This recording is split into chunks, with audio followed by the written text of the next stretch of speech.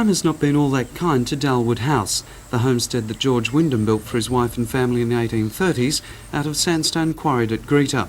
The convict-built home is still an impressive structure, however, and with more than $100,000 already sunk into underpinning it, the Dalwood House Restoration Trust and the Heritage Council of New South Wales are keen to get on with the project, which conservatively will cost hundreds of thousands of dollars. From a historian's point of view, it's invaluable as one of the earliest examples of Greek revivalist architecture in Australia. From a viticulturalist view, it's more than just significant in that it was the home of one of the pioneers of our commercial wine industry, and the vines growing around it are descendants of the cuttings originally imported by George Wyndham more than a century ago. But there's even more to the story of Dalwood House than that, for it was here in 1827 that the first Hereford cattle arrived in New South Wales. 160 years later, they're the most populous cattle breed in Australia, and in 1988 they're going to show just how good they are. That will be in the form of a truly national Hereford cattle exhibition on the grounds on the Sunday prior to the 1988 Sydney Royal Easter Show, which breeder Bill Tanner says will be a fitting tribute to George Wyndham's foresight, talent and importance as a beef industry pioneer. There'd be hundreds of thousands of, probably millions of Herefords in Australia descended from the original cattle that came here in 1827. When the restoration of Dalwood House is completed, Wyndham Estate will hand it over to the National Trust to ensure that its builder and master is forever remembered for his role in shaping the Hunters and Australia's agricultural development.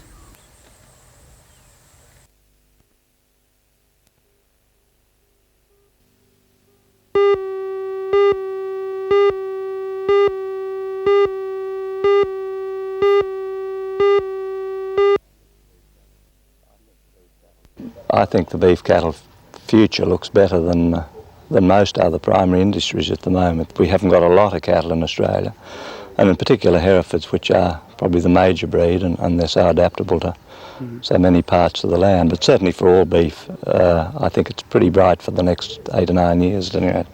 There's a lot of concern at the moment about the EEC and America. What sort of impact do you think they're going to have on our Asian markets in particular? Well, the EEC for sure, but I think if Japan could eat all the beef we could produce if they could cut down their duties on beef, and I think it's up to us to get out to those areas and try and cut their barriers, or their tariff barriers on our meat, and promote it there. And I think that really we can control the EEC, and certainly the Americans will still take a lot of our hamburger beef. They've guaranteed that, I feel, for quite a few years.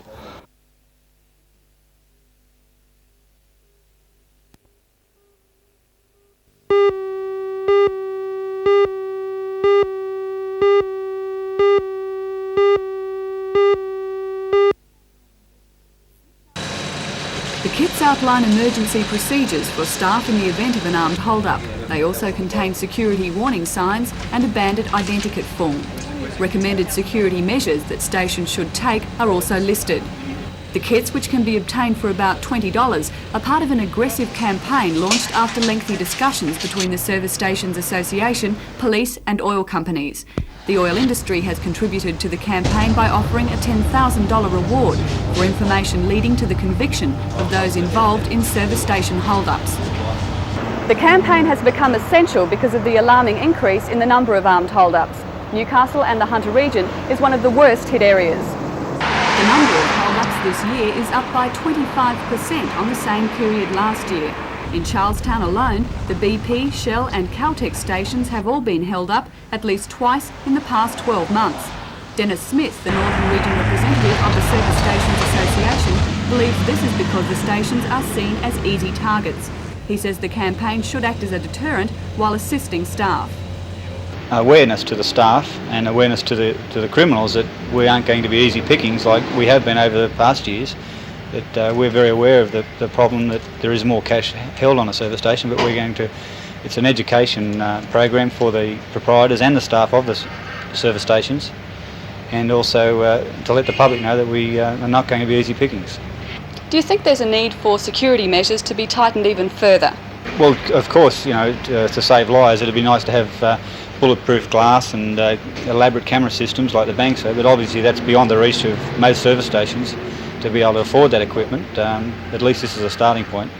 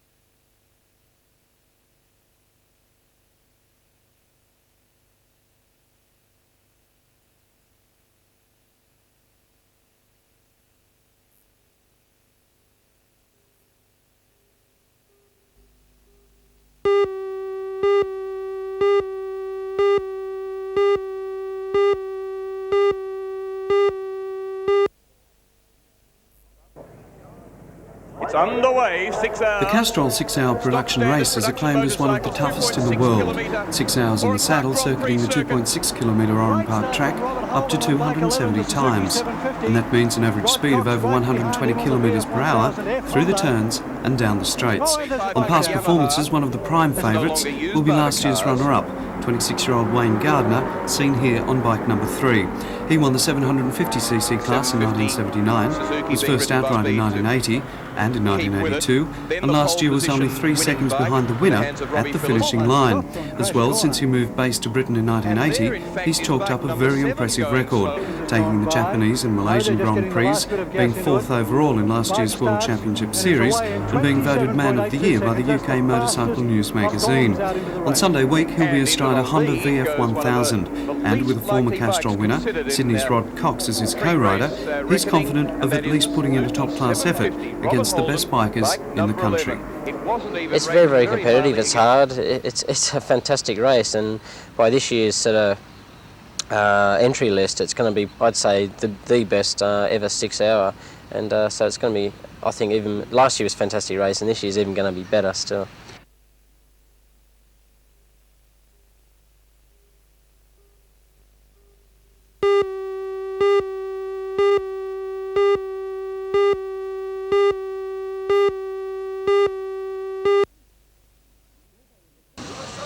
The survey is a joint effort between the Newcastle and Lake Macquarie councils and is believed to be the first time such a survey to determine the usage of outdoor recreation space has been held in Australia.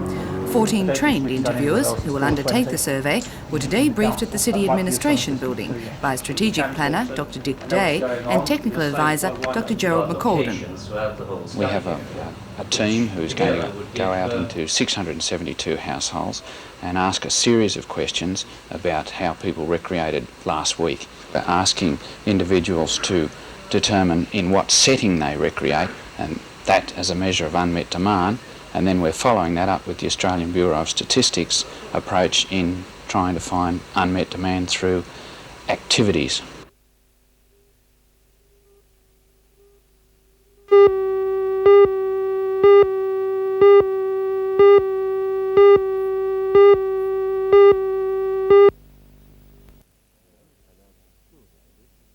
Announcing 2 initiatives.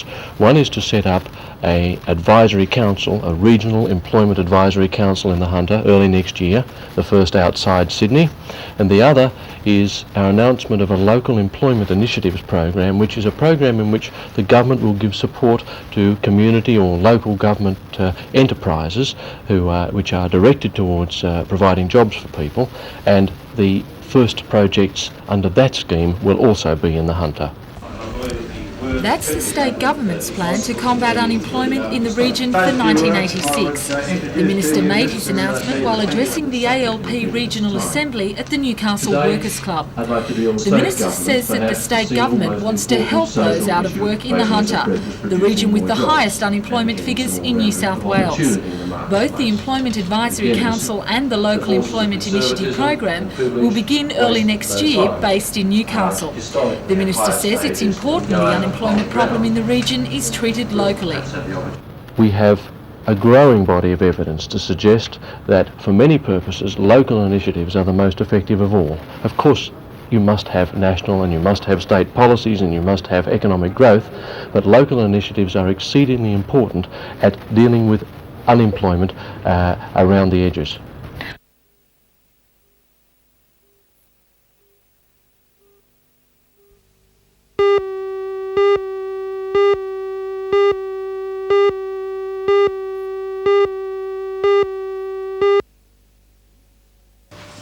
Mr Newson today spoke to members of the Newcastle Rotary Club on satellite developments for the ABC. Late this year, the AUSSAT satellite system will mean that many Australians will have television and radio services for the first time. The ABC will lease 5 transponders on the AUSSAT system, which will beam various radio and television programs down to Earth in what are called footprints or zones. According to Mr Newson, the Hunter region will benefit as well as outback areas. Well, I can understand how people feel about the loss of television programs. That's, I think, one of the sad things about satellite technology. It doesn't discriminate in footprints, as we call them, at any less than a state side. But the ABC last year decided that if that was inevitable, then it would be the role of ABC Radio to step in and fill the breach, so that our corporate plan now requires us as our highest priority to begin transferring our staff and resources from the major cities, that's been Sydney and Melbourne particularly, into the smaller centres.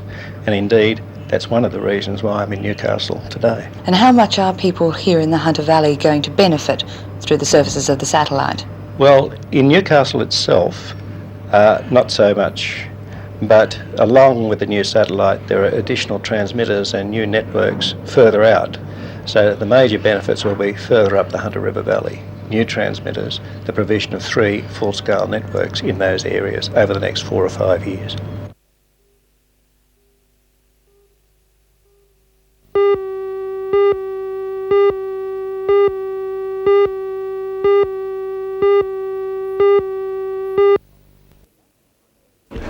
The announcements were made at the Regional Assembly of the ALP yesterday and involve the setting up of a Regional Employment Advisory Council, which will meet quarterly and will be chaired by the State Employment Minister, Mr Davis. The Council will report to the State Government on employment issues. The Federal Employment Minister, Mr Willis's announcement will mean the setting up of the new Enterprise Incentive Scheme here. The scheme already operates in 2 other states and in Sydney's western suburbs, helping unemployed people set up their own businesses. The member for Newcastle, Mr Alan Morris, says $2 million is available for employment schemes in the Hunter, and it's hoped a ministerial decision will be made soon as to how much will be allocated. We're looking largely now at small business, at trying to generate local and own businesses. Now that's a lot harder than offering a person a job at an existing industry. A lot more planning, a lot more judgment involved. Eventually a lot better chance of long-term employment. So we are really trying to tackle the situation of providing jobs that will last for as long as the person wants it to last, and I think that's why it's more difficult. I think you'll find that over the next 2 to 3 months that those schemes will start to move. They'll be small at the start, but as they're effective, they'll build up momentum, and I think that many people in the Hunter will find those as being the vehicle for a much more happier and much more secure future for themselves.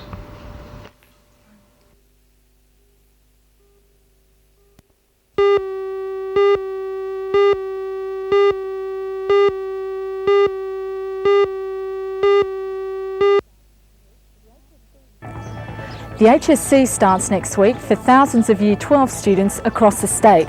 I'm Melinda Smith, and in tonight's news we'll be bringing you the first of 3 reports on coping with its problems and pressures. For more details on 1985's high school certificate, be watching NBN tonight at 6 o'clock.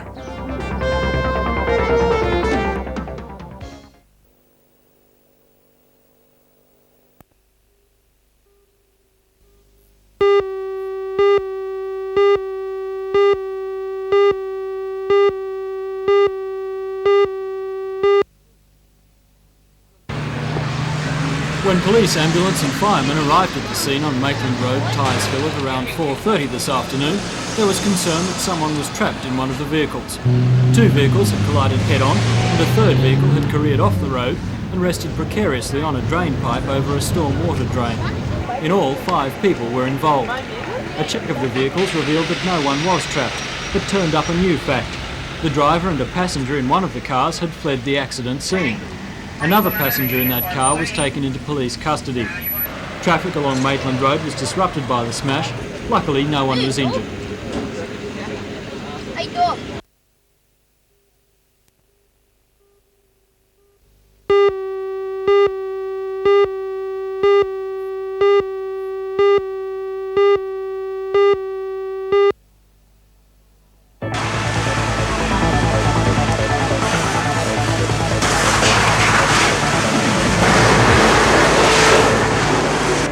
I'm Matthew Clark. One man has died in a tragic building fire in Islington today. More details, NBN's Hour of News tonight at 6.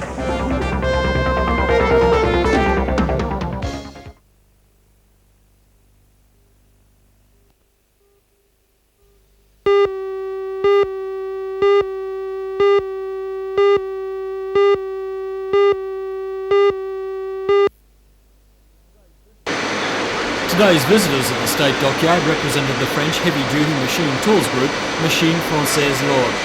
Among the delegation were the company's president, Louis Tardy, their Australian director, Jacques Lamy, and the French Trade Commissioner in Australia, Monsieur Valois. The group was established 2 years ago by a government-backed reorganisation of France's machine tool sector. It is now France's largest and only heavy machine tool group.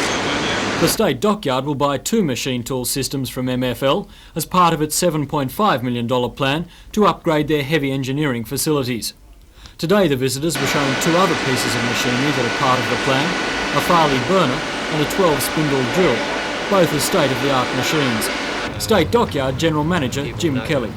Well, it's part of our modernisation program, which is aimed to make us more competitive both within Australia and on an international basis. We realised a few years back that we had to become much better at productivity in order to be competitive, and we looked at our labour situation, our industrial relations situation, our management. We've rationalised facilities, but none of that is a lot of use if we don't have state-of-the-art equipment. The acquisition of the French machinery system is part of a drive by the dockyards to get a bigger slice of the heavy engineering market. At present, a growing proportion of that market is going overseas, but it's hoped these moves will help change that trend.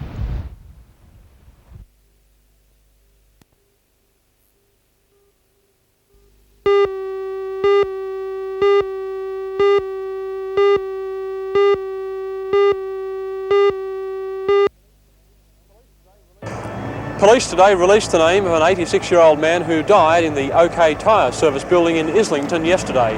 Investigators are also working to establish the cause of the blaze. Full details of this report in tonight's news at 6 o'clock.